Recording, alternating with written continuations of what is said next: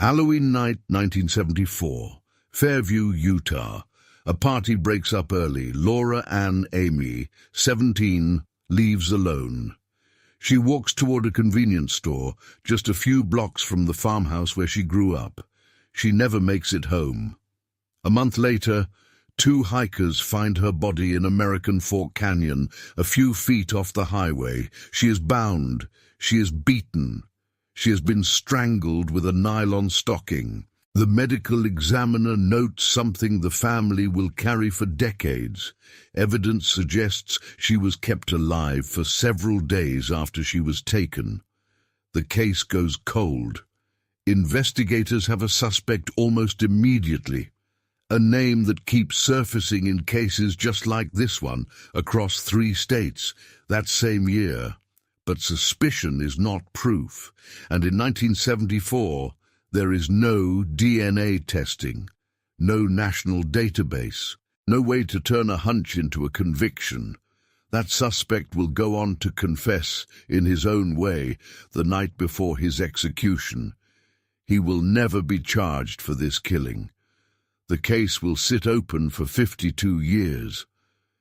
Then, in the spring of 2026, a crime lab in Utah does something investigators in 1974 could not have imagined.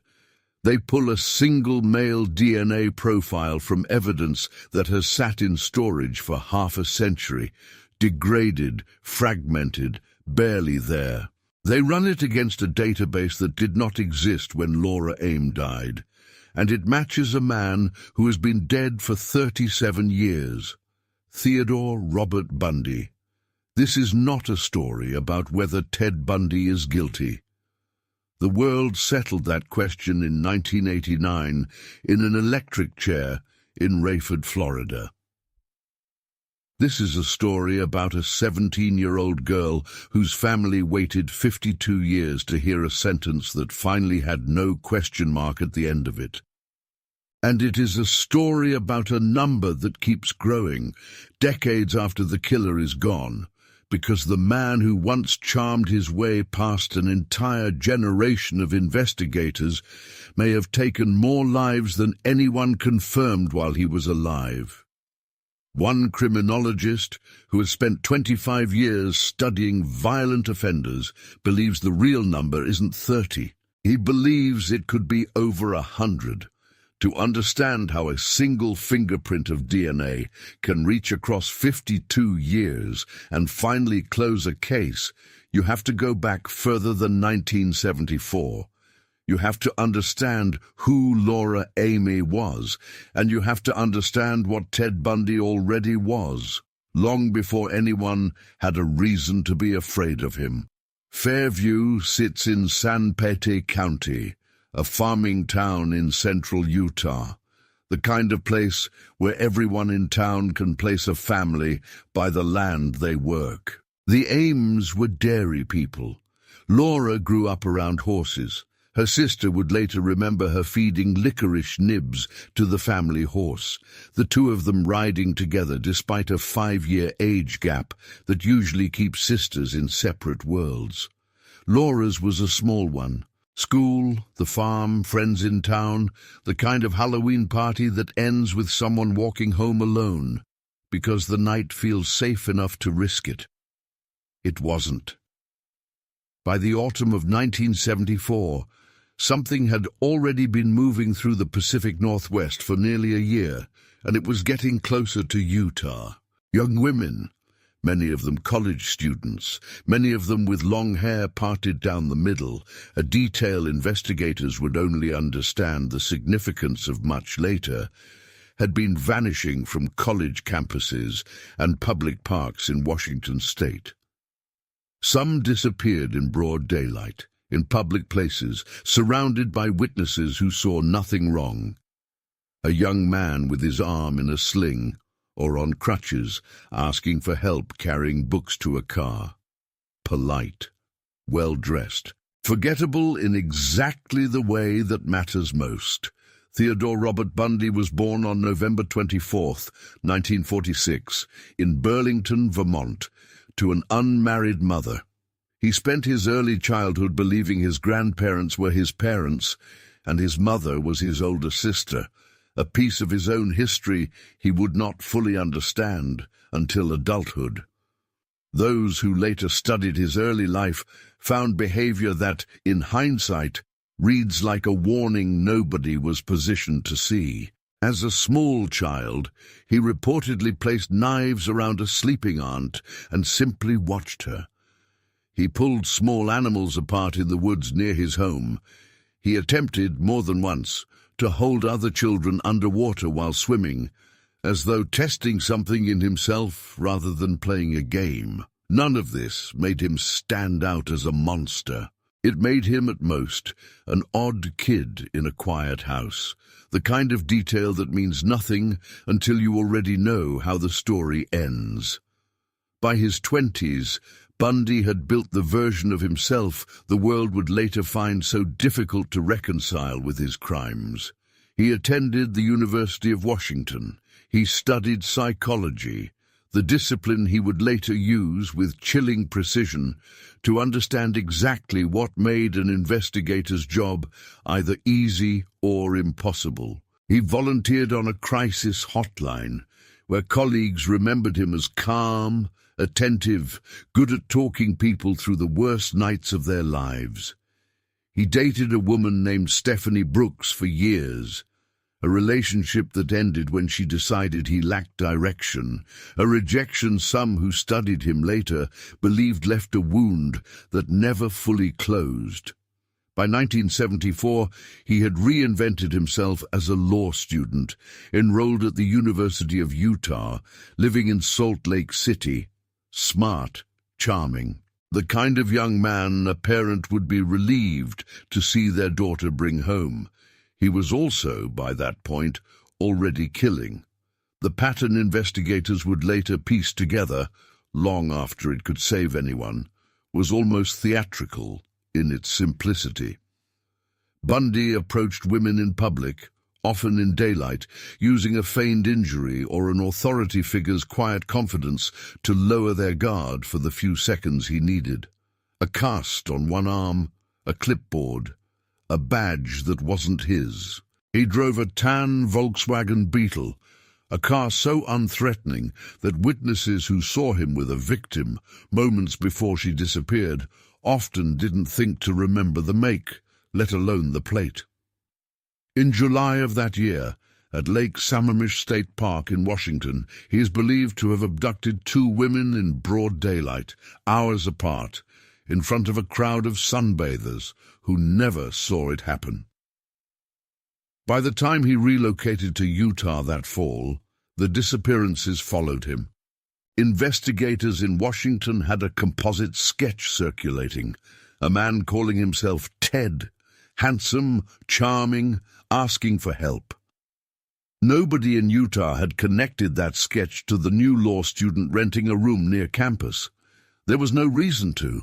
He didn't look like what anyone expected danger to look like. That more than any single act of violence is the through line of everything that follows, the gap between what evil is supposed to look like and what it actually does.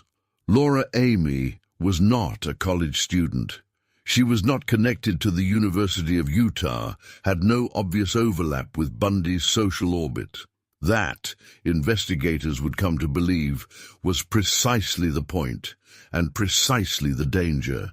The pattern that had made him identifiable in Washington, where his victims clustered around 2 specific campuses, broke the moment he crossed state lines.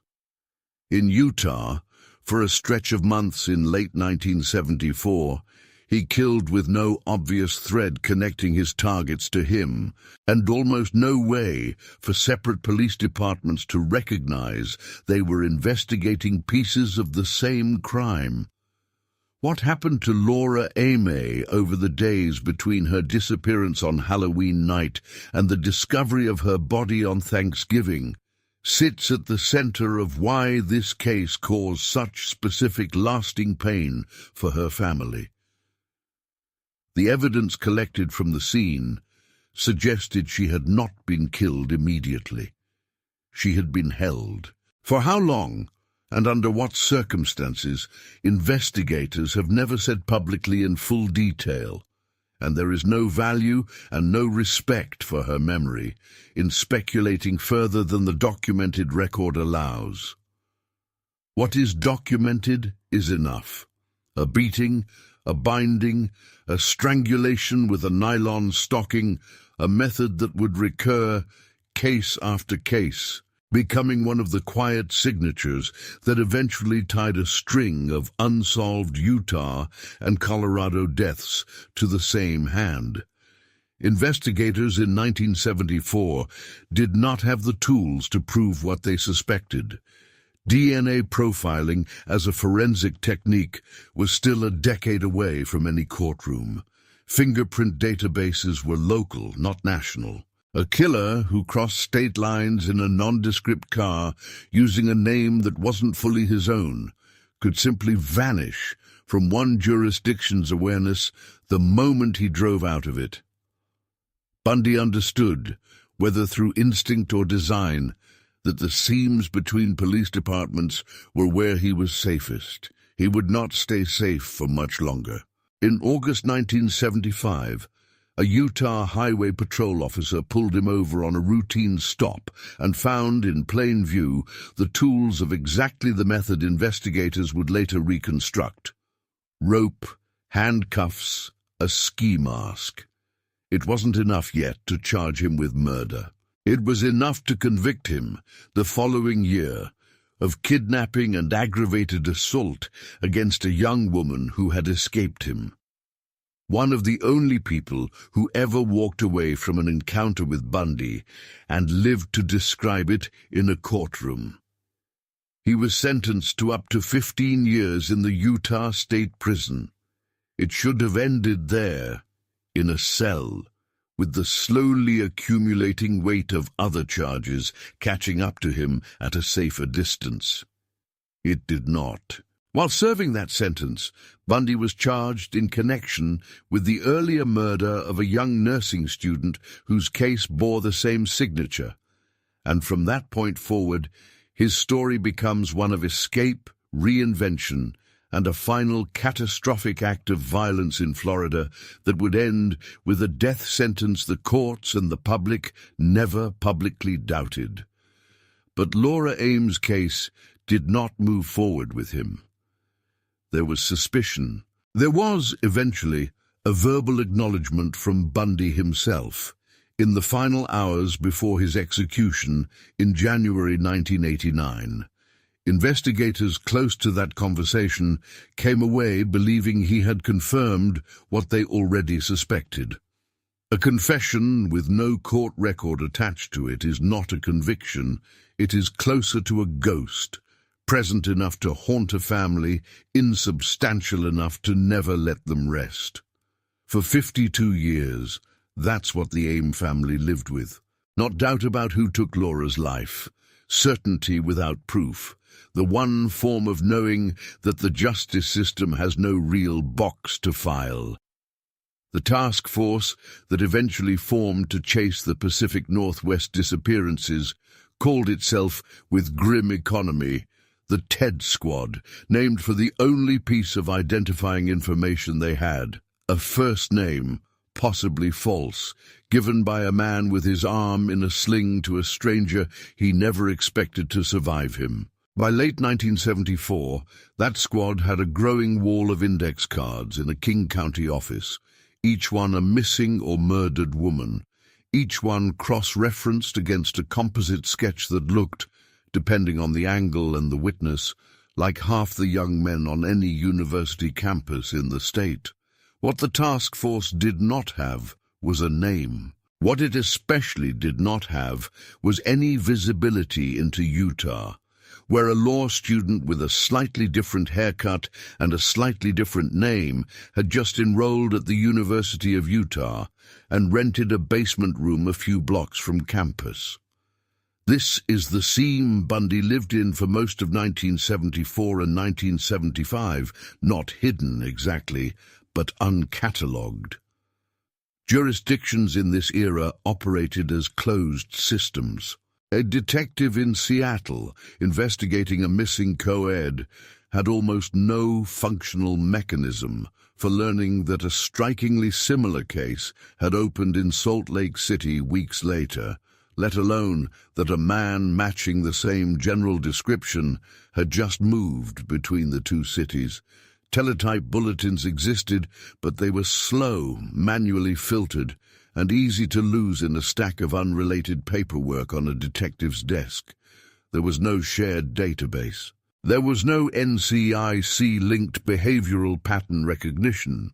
There was, in the most literal sense, no way to see the shape of what was happening except by accident, by one investigator in one department deciding to pick up a phone and ask a colleague in another state a question that turned out to matter. Laura Aime's case did not benefit from that kind of accident, not at first. She did not fit the profile investigators were building from the Washington disappearances. She wasn't a college student, hadn't crossed paths with the university social scene Bundy had used to source victims in Seattle and Olympia. Her case was treated correctly by the standards of the time and incorrectly by what we now know as a local matter. A missing local girl, a body found a county away, a method of restraint and assault that matched nothing on file because nothing had yet been filed anywhere that Utah investigators could see. The strangulation method, the nylon stocking, applied with a kind of practiced economy rather than panic, would later become one of the quiet signatures linking case after case across state lines. In November 1974, no one in Sanpete County had any reason to compare notes with a task force 500 miles north that didn't know Utah existed yet, as far as their suspect was concerned. The break, when it came, had nothing to do with detective work and everything to do with routine. On August 16, 1975, a Utah Highway Patrol trooper named Bob Haywood noticed a tan Volkswagen Beetle driving slowly through a residential neighborhood in Granger, late at night, with its headlights off near his own house. He ran the plate. It came back registered to a name he didn't immediately connect to anything: Theodore Robert Bundy. When Haywood pulled the car over, Bundy was cooperative, almost aggressively pleasant, the way he tended to be with anyone in a position to decide what happened to him next. A search of the vehicle, conducted with Bundy's reluctant consent, turned up a collection of items that meant nothing in isolation and everything in combination. A ski mask, a second mask fashioned from a pair of stockings, a crowbar, handcuffs, rope, a flashlight that had been wrapped in tape, an ice pick. Haywood had no idea that night that he had just made the single most consequential traffic stop in the modern history of American serial crime. He booked Bundy for evading an officer and possession of burglary tools and let the rest unfold from there. It unfolded slowly, and it unfolded in a way that exposed exactly how thin the investigative net still was. The items from the car matched nothing conclusively on their own. What changed the trajectory was a young woman named Carol DeRonch, who had survived an attempted abduction in a Salt Lake City mall parking lot months earlier. A man posing as a police officer, asking her to come identify a suspect in an attempted break-in of her car, leading her instead to an unmarked Volkswagen Beetle, where he attempted to handcuff her. She fought, escaped the car, and flagged down help. She was one of almost no one who lived to describe an encounter with Bundy from the inside, and her account, combined with the items from Haywood's traffic stop and Bundy's vehicle, was enough to charge him with aggravated kidnapping. In 1976, a Utah court convicted him. He was sentenced to 1 to 15 years. That conviction was for an attack that did not kill anyone. It was not a conviction for Laura Anne, or for the women in Washington, or for the cases that were, by then, accumulating in Colorado as well. It was, however, the first crack, and Colorado investigators, working a homicide near a ski resort with its own set of unresolved similarities, moved to extradite him on a separate murder charge while he was already in custody. It was during pre-trial proceedings on that Colorado case in June 1977 that Bundy did something that revealed exactly how much investigators still didn't understand about the man they had finally caught. He asked to use the courthouse law library to prepare his own defense. He had, after all, studied law and jumped from a second-story window. He was recaptured within days, exhausted and lost in the mountains outside Aspen. 6 months later, he escaped again, this time more carefully, cutting a hole in the ceiling of his cell and losing enough weight beforehand to fit through it. It would be days before anyone outside the prison realized he was gone. He surfaced in Tallahassee, Florida, in January 1978. What followed there, the attack on the Chi Omega sorority house, the murder of a 12-year-old girl weeks later, is the part of Bundy's story most people already know. The part that ends in a Florida courtroom, a death sentence, and an execution on January 24, 1989. It is not the part that explains Laura Anne. By the time Bundy was strapped into the electric chair at Florida State Prison, he had confessed, in carefully managed conversations with investigators and biographers, to roughly 30 killings, a number he controlled, parceled out, and in several cases appeared to use as a form of leverage, trading admissions for delayed execution dates.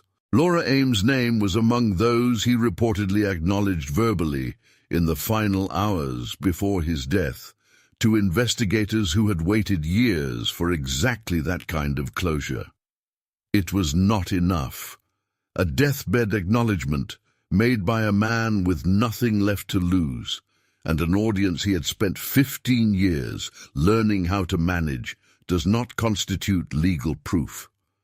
Utah investigators believed him. They could not charge a dead man, and they could not close a file on belief alone. For more than 3 decades after that, the case sat in storage, literally. Evidence collected from Laura Aime's body and the surrounding scene in 1974 had been preserved by investigators who, whether by procedure or by some instinct that the science would eventually catch up, did not discard it once the trail went cold. This single decision, boxes kept rather than purged, samples sealed rather than degraded through careless handling, is the quiet hinge on which the entire 2026 resolution turns. Forensic genetic genealogy, the technique that had already cracked the Golden State Killer case in California in 2018, requires a usable DNA sample to work from. No sample, no match, regardless of how sophisticated the surrounding technology becomes.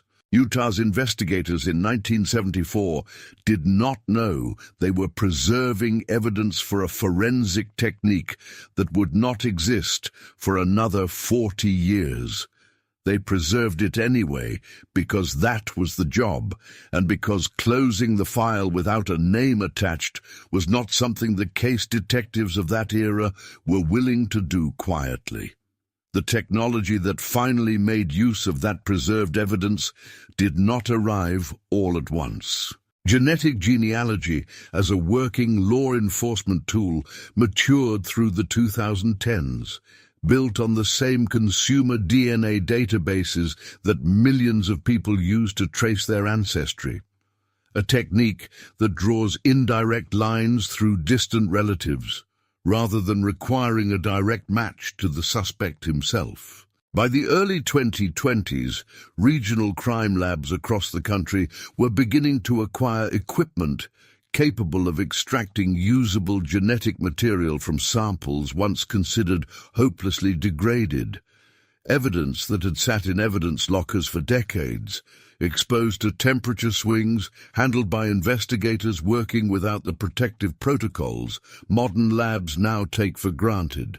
Utah's State Crime Lab received an upgrade to exactly this kind of extraction technology in 2023, in partnership with the Utah Department of Public Safety. Equipment capable of isolating a usable profile from samples containing only trace amounts of genetic material or material mixed with DNA from more than one source. It took roughly a year of work after that capability arrived for investigators to apply it specifically to Laura Aime's case. The Utah County Sheriff's Office Cold Case Unit, under newer leadership that had begun systematically revisiting unsolved files with fresh eyes, made the decision to resubmit Aime's preserved evidence for testing using the new extraction methods. Forensic analysts working the sample face the same challenge that defines almost every cold case resurrected through this technology: isolating a single, usable male DNA profile from material that was, by any normal forensic standard, barely there. They succeeded. The profile they extracted was clean enough to submit to a national law enforcement DNA database, and clean enough, when it returned a match, to leave no ambiguity about whose profile it was matching against. Bundy's DNA had been retained in a Florida database since his execution, a standard practice for executed offenders that exists for precisely this kind of future possibility, even though nobody in 1989 could have specified what that possibility would eventually look like. The match came back in the spring of 2026. Utah Department of Public Safety Commissioner Bo Mason, addressing the technical side of the breakthrough at a press conference, described the process in terms that underscored just how much had changed since 1974.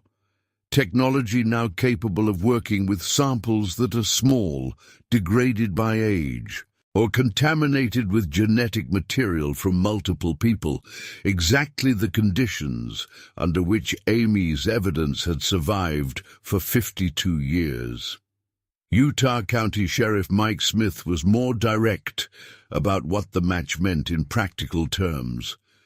The case was closed in the only sense that mattered to a family that had lived with certainty without proof for half a century.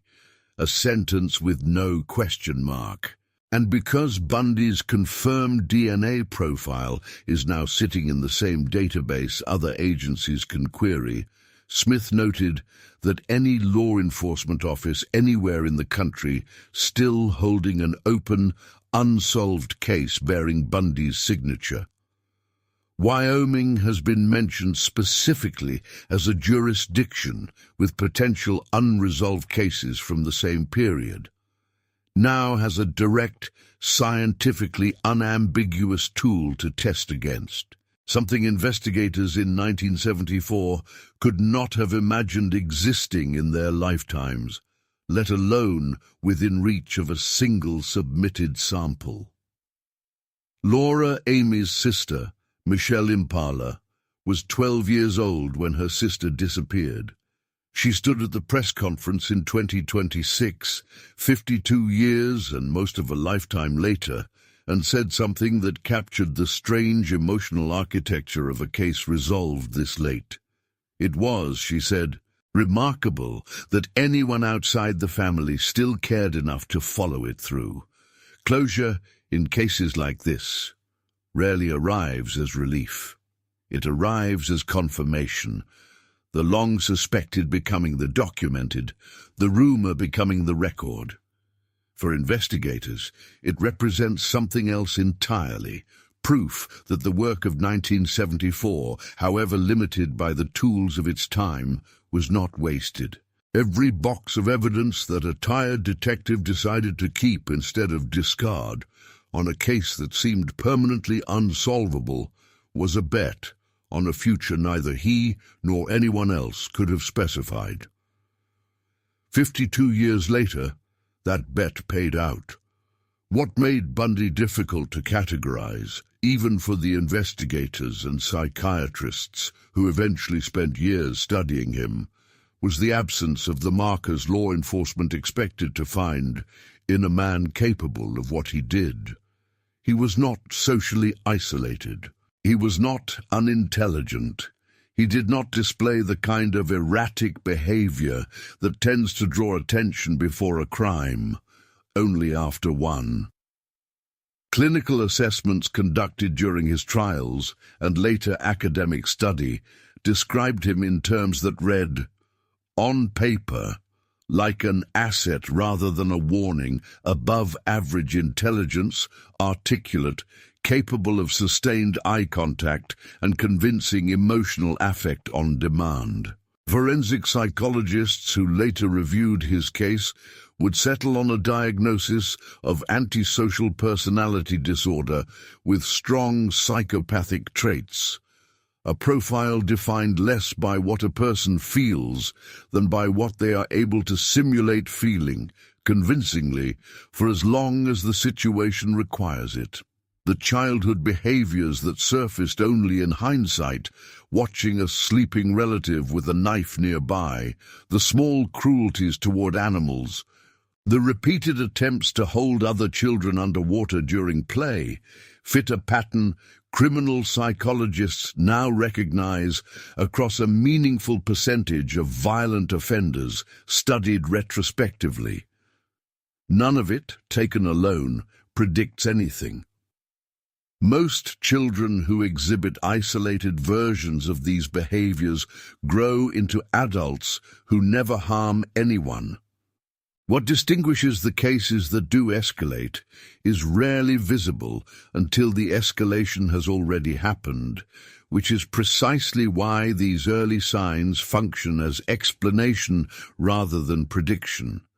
They tell investigators, after the fact, where a pattern began. They almost never tell anyone in advance where it's going.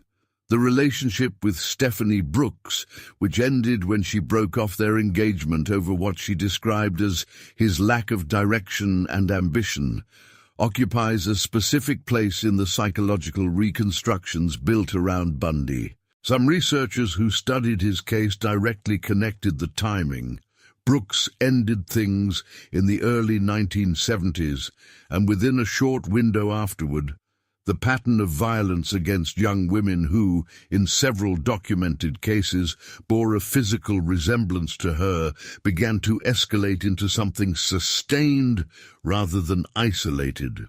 Whether that rejection was a triggering event or simply one thread in a much older pattern that had been building since adolescence remains a point of genuine disagreement among the people who have spent careers trying to map his psychology. What is not in dispute is the physical pattern itself. Long, dark hair, parted in the middle, a look investigators in Washington state identified early and used for a time as one of the only investigative filters they had. This is the detail that makes Laura Aime's case psychologically distinct within Bundy's broader pattern, and the reason her killing resists easy absorption into the standard account of his methods. Aime did not match the physical profile that defined his Washington and Colorado victims as closely as some of the others. She was younger than several of his confirmed college-age targets. She had no university affiliation, no connection to the academic environments, campuses, sororities, libraries, that Bundy used repeatedly to source victims who would not seem out of place near a man posing as a student, an officer, or simply another person their world expected to trust. Criminologists who have studied the broader arc of his Utah period described this stretch of 1974 as a period of pattern instability, a killer whose method was still hardening into the version that would later define him in Florida. still testing what worked, still adjusting target selection in ways that make individual cases from this window harder to predict, and, for exactly that reason, harder for investigators at the time to connect. It is this instability, not the parts of Bundy's pattern that became famous and instantly recognizable, but the parts that didn't yet have a fixed shape, that sits at the center of the academic argument, now reshaping how seriously the official victim count should be taken. Matt DeLisi, a criminologist at Iowa State University who has spent 25 years studying violent offenders and authored more than 400 scholarly works in the field, has built a specific, controversial case that the number of people Bundy killed is not in the neighborhood of 30, the figure most commonly cited from his own court-managed confessions, but more plausibly, over 100. The argument rests on several converging points. Bundy's confessions were never a complete accounting. They were a negotiation. Throughout his final years, in conversations with investigators and biographers conducted under the looming pressure of scheduled execution dates, he disclosed victims selectively, admitting to cases where physical evidence already strongly implicated him, while remaining vague or entirely silent on others where investigators had only suspicion. Several of the people who interviewed him at length during this period came away with the same unsettling impression, that he treated each admission as a transaction, a piece of leverage traded for something, a delay, a sense of control over his own narrative, the specific satisfaction of being the only person who would ever know the full truth and choosing, deliberately, to withhold most of it. DeLisi's research adds a second layer to that argument, one rooted less in what Bundy said and more in what the broader historical record shows about unsolved violent crime during the period he was active. Unsolved murders in the United States increased by roughly 80% between 1960 and the early 2000s, a statistic DeLisi connects directly to the absence of the investigative tools that exist today. No national DNA database, no routine genetic genealogy, no digital cross-referencing between jurisdictions that, in 1974, functioned as functionally separate universes the moment a suspect crossed a state line. Bundy, DeLisi argues, was not simply a prolific killer who got unusually lucky. He was a killer operating during the exact historical window when American law enforcement was least equipped to catch a mobile, articulate offender who didn't fit any visible profile of danger, and the gap between his confirmed victims and his probable victims may be one of the starkest illustrations of how wide that investigative blind spot actually was. The same psychological profile other researchers have used to explain Bundy's effectiveness as a predator, his calm under direct scrutiny, his capacity to manage an interviewer's perception of him in real time, his apparent absence of guilt, shame, or remorse for what he had done, is, in DeLisi's framing, also the profile of a man with every incentive and every psychological capacity to keep the true number to himself. He is not the only offender of his era DeLisi places in this category. Samuel Little, eventually confirmed as one of the most prolific serial killers in American history after decades of undetected killing, and Rodney Alcala, convicted decades after some of his earliest known crimes, both fit a comparable pattern. High victim counts hidden for years by exactly the same structural gaps in interstate law enforcement communication that let Bundy move between Washington, Utah, and Colorado largely undetected through 1974 and 1975. Laura Aime's case sits at the precise intersection of these two arguments, the confession that was never formal and the broader thesis that the official record dramatically undercounts what actually happened. Bundy verbally acknowledged her killing only in his final hours, a deathbed admission with no surrounding legal process, made to investigators who had already spent years building a case around suspicion alone.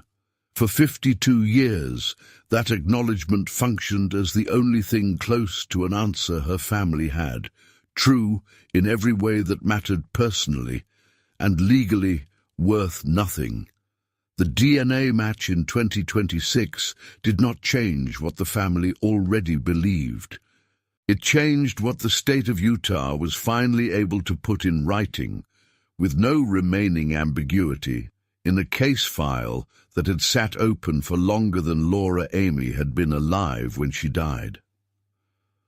What the resolution of her case demonstrates, more than anything else, is how much of solving a 50-year-old murder depends on decisions made by people who never lived to see the outcome. The detectives who worked Amy's case in 1974 had no DNA testing, no genetic genealogy, no way to predict that the small, degraded biological evidence collected from her body would someday be readable by equipment that didn't yet exist.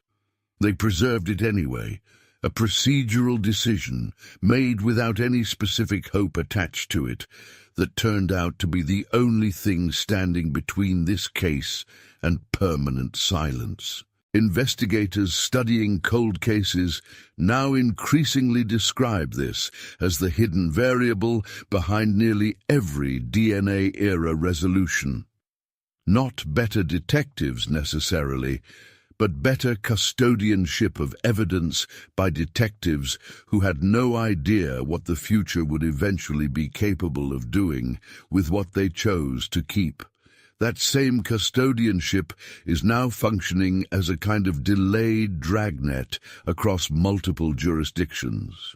Once Bundy's confirmed DNA profile sat in a shared national database, placed there as standard practice after his execution in 1989, long before anyone could specify what it would eventually be used for, every other agency with an unsolved case bearing his suspected signature gained a direct, unambiguous tool they didn't have before. Wyoming has been named specifically as a state with potential unresolved cases from the same period that investigators are now positioned to re-examine using the same extraction methods that resolved Amy's case. Whether any of those cases will produce a similar match remains unknown. What changed permanently in the spring of 2026 is the cost of finding out. A question that once required a confession Bundy was never going to give in any usable legal form can now, in theory, be answered by a single preserved sample and a database query, the exact capability nobody investigating Laura Aime's murder in 1974 could have imagined, and the exact capability that finally let her family stop waiting on a dead man's word. January 23, 1989. Florida State Prison, Rayford. Ted Bundy has less than 24 hours to live. For most of his decade on death row, he had treated his own victim count as a kind of currency, something to be spent in careful, calculated increments, never all at once, never for free. Investigators from multiple states had learned to wait near the prison in the final days before each scheduled execution date, because Bundy had a pattern. When the appeals ran out and the date became real, he started talking, not because he wanted to confess, because confession, even at the very end, was the last form of control he had left over the people who had spent 15 years trying to understand him. The conversations that took place in those final hours were not formal interrogations. There was no court reporter, no judge, no jury waiting to weigh what was said against a standard of proof. There was a small group of investigators, Men who had carried specific cases for years, who had families of victims they had promised, in one form or another, that they would not stop trying. Sitting across from a man who finally had nothing left to negotiate for, except the strange, narrow satisfaction of being heard completely, once, before it no longer mattered to him at all. He spoke that night about Utah, about Colorado, about a stretch of 1974 that investigators had never been able to fully map, because the victims spanned jurisdictions that had never compared notes in real time. Names surfaced that matched cases long sitting in evidence storage, unresolved, attached to families who had spent years being told there was nothing more anyone could do. Laura Aime's name was among them, not as a formal statement, not as testimony, as an acknowledgement, verbal, unwitnessed by any mechanism that could turn it into a courtroom fact, offered by a man who had spent his entire adult life perfecting the art of telling people exactly as much as he wanted them to know. The investigators who heard it believed him. They had no reason not to. The details matched a case file most of them had never personally worked, matched in ways that a stranger guessing at random could not have produced. But belief is not evidence, and evidence is what a justice system requires before it will close a file. Bundy went to the electric chair the following morning, carrying the only complete account of what he had done that anyone would ever hear directly from him, and carrying by extension the only key that could have unlocked Laura Aime's case while there was still a living man to charge. He never gave that key to anyone in a form the law could use. The chair took the rest of it with him. 52 years and 3 months after Laura Aime's body was found in American Fork Canyon, the Utah County Sheriff's Office called a press conference. It was not a large room. It did not need to be. The case being closed was decades old. The suspect had been dead since before some of the reporters in attendance were born, and there was no trial to anticipate, no verdict to wait for. What there was instead was a family, Michelle Impala among them, a woman now well into her 60s who had been 12 years old the last time she rode a horse, beside her older sister.